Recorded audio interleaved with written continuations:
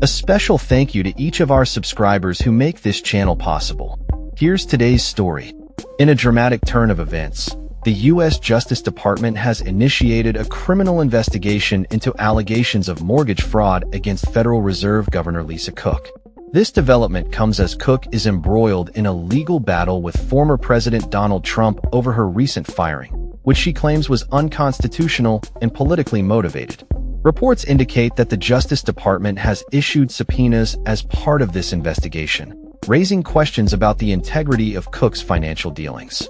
The controversy began last month when Trump moved to dismiss Cook from her position, citing unverified claims that she had misrepresented her primary residence on mortgage applications for two properties. Bill Pulte, a close ally of Trump and the director of the Federal Housing and Finance Agency, accused Cook of lying on bank documents to secure favorable mortgage rates. Cook, who has served on the Federal Reserve Board since her appointment by President Joe Biden in 2022, has firmly denied these allegations. In a statement, she expressed her determination to fight against what she described as an attempt to intimidate her into resigning. "I have no intention of being bullied to step down," Cook asserted, adding that she would take any inquiries regarding her financial history seriously. In response to Trump's actions, Cook filed a lawsuit arguing that her dismissal was not only unconstitutional, but also threatened the independence of the Federal Reserve, an institution that has historically been viewed as nonpartisan. Her legal team contends that the firing was unprecedented and illegal, noting that federal law requires a valid reason, or cause, for the removal of a Federal Reserve governor.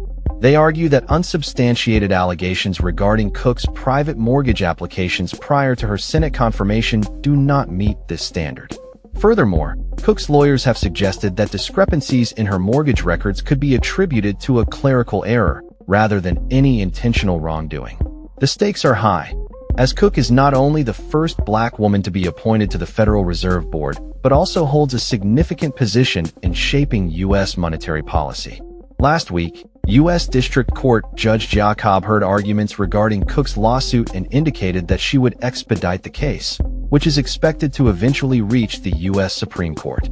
This legal battle highlights the ongoing tensions between Trump and the Federal Reserve, which have intensified in recent years.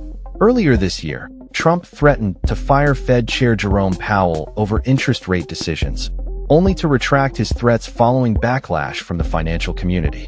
Additionally, Trump has previously accused Powell of fraud related to renovation costs at the Federal Reserve's headquarters.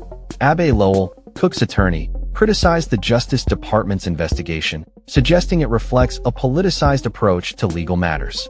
"It takes nothing for this Justice Department to undertake a new politicized investigation," he stated.